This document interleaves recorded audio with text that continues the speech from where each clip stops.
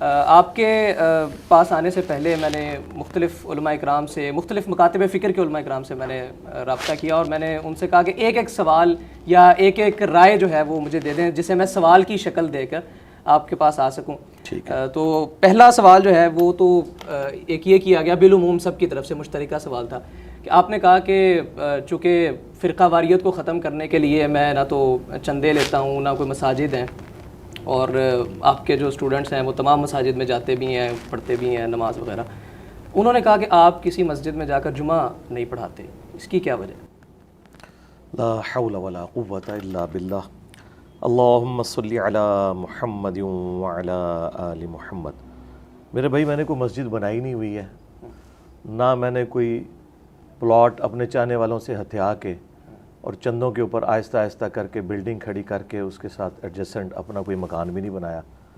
تو اس لیے ضرورت ہی نہیں ہے مجھے کسی مسجد میں جمعہ پڑھانے کی. یہ جتنے لوگ مساجد میں جمعہ پڑھا رہے ہیں، یہ ان کے باپ دادا نے مسجدیں نہیں بنائی ہیں، بلکہ انہوں نے لوگوں کے چندے ہتھیا کے یہ مسجدیں بنائی ہیں، اور یہ ان کی سورس آف انکم بھی ہیں. جامعہ مسجد اس لیے بنائی جاتی ہے کہ جمعے والے دن زیادہ لوگ آتے ہیں، زیادہ چندہ اکٹھا ہوتا ہے. ورنہ ان پرنسپل ان سب لوگوں سے آپ پوچھیں کیا اسلام میں یہ چیز پریفریبل ہے کہ گلی میں 3 مسلک کی مسجدیں اور تینوں جامعہ مساجد ہیں. جامعہ مسجد کا کانسیپٹ یہ ہے کہ ہفتے میں ایک پولیٹیکل گیدرنگ ہوگی مسلمانوں کی، جس میں آپ نے مسلمانوں کے جو سیاسی معاملات ہیں اور معاشرتی ایشوز ہیں، معاشی ایشوز ہیں، ان کو آپ نے پبلکلی ڈسکس کرنا ہے. عید کی نماز جو ہے ہماری اینول گیدرنگ ہے، اور حج کی نماز اور حج کے جو اراکین اور باقی ساری چیزیں اس کے ساتھ جڑی ہوئی، یہ مسلمانوں کی انٹرنیشنل گیدرنگ ہے. تو جمعے کا جو خطبہ ہے وہ بیسیکلی ایک سمجھ لیں ایک ہفتے کے بعد یاد دہانی تذکیر کے لیے تھا، جس میں مسلمانوں کے ایشوز بھی ڈسکس ہوتے اور باقی سارے معاملات. اس لیے اس میں امپلائیڈ ہے کہ ایک شہر کے اندر ایک بڑی جامع مسجد ہونی چاہیے جہاں پہ سب لوگ جمع ہوں. آپ ایران میں چلے جائیں، وہاں پر تہران کے اندر ایک مسجد کے اندر جمعہ ہوتا ہے اور آلموسٹ 1.5 ملین کے قریب لوگ جمعہ پڑھتے ہیں، 7 گراؤنڈ میں نماز، اور پریزیڈنٹ آف ایران وہاں پہ خطبہ دیتے ہیں. بیسیکلی یہ جو خطبات بھی ہیں نا، یہ ایک پولیٹیکل گیدرنگ ہے. تو جو لوگ گورنمنٹ لیول کے اوپر معاملات کو لے کے چل رہے ہیں انہیں جمعہ پڑھانا چاہیے. یعنی ہمارے جہلم شہر میں اصولاً ڈی سی کو نماز جمعہ پڑھانی چاہیے. اگر کوئی کہتا ہے جی وہ نماز نہیں پڑھا سکتا تو تقریر تو وہی کرے گا، مولوی کا کام نہیں ہے کہ وہ تقریر کرے. سیدنا عمر ایک پولیٹیکل لیڈر بھی تھے، مسلمانوں کے پیشوا بھی تھے، حافظ قرآن بھی تھے، امام مسجد بھی تھے. یہ ساری چیزیں ان کے اندر جمع تھیں. لیکن بیسیکلی چند صورتیں رٹ کے اور 2-4 باتیں دین کی سیکھ کے ایک بندہ ممبر پہ چڑھ کے کہ میں لوگوں کو دین سکھاؤں گا، جسے نہ ماڈرن سائنس کا پتہ ہو، نہ اسے دینی اختلافات کا پتہ ہو، نہ مسلمانوں کے ایشوز کا پتہ ہو، اور وہ کہ میں مسلمانوں کو گائیڈ کروں گا.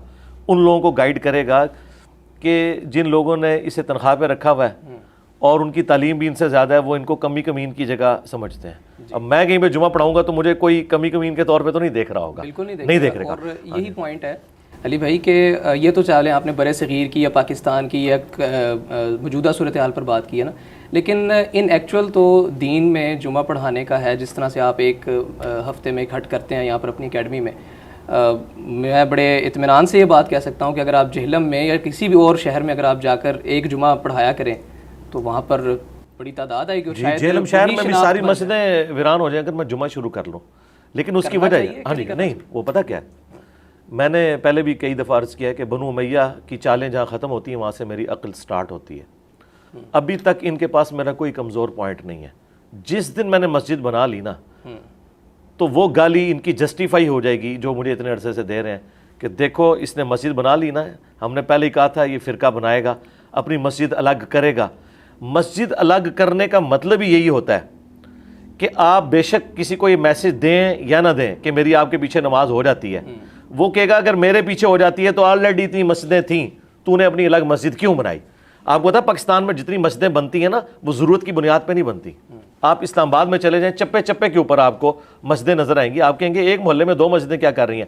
وہ 2 اس لیے کر رہی ہیں کہ جب وہ بریلویوں کو الاٹ کرتے ہیں نا تو دیوبندی اس وقت تک کاٹتے رہتے ہیں CDA کو جب تک کہ مجبور ہو کے ایک پلاٹ ان کو نہیں وہ الاٹ کر دیتے. یا دیوبندیوں کو مسجد مل جائے تو بریلوی اس وقت تک انہیں کاٹتے رہتے ہیں جب تک کہ وہ انہیں مسجد نہ دے دیں. تو یہ ان کے شر سے بچنے کے لیے چپے چپے پہ انہوں نے مسجد، اور دونوں جامع مساجد ہوتی ہیں. آپ قطعاً نہ اپنی نئی مسجد بنائیں، لیکن آج جو آپ ایک بات کرتے ہیں کہ ہم ہر مسلک کے پیچھے نماز پڑھتے ہیں، اور یقیناً ظاہر ہے مختلف مساجد میں آپ روزمرہ کی بنیاد پر جاتے ہوں گے، نمازیں ادا کرتے ہوں گے، تو اسی طرح آپ ایک جمعہ ایک مکتبہ فکر، ایک جمعہ ایک مکتبہ فکر، یہ ہم آپ کا میسج زیادہ اچھے طریقے سے. جی میں آپ کو بتاتا ہوں، یہ آپ کی جو معصومانہ خواہش ہے، اس کے جواب میں یہ کہوں گا مجھے تو آپ چھوڑ دیں. مفتی تقی عثمانی صاحب اور مفتی منیب الرحمان صاحب دونوں ایجوکیٹڈ پرسنالٹیز ہیں دنیاوی طور پر بھی، اور دو بڑے جو سب کانٹیننٹ میں فرقے ہیں دیوبند اور بریلوی، ان کے وہ امام سمجھے جاتے ہیں. یہ دونوں ایک دوسرے کی مسجد میں ذرا جمعہ پڑھا کے بتا دیں، ان کی پبلک قبول نہیں کرے گی.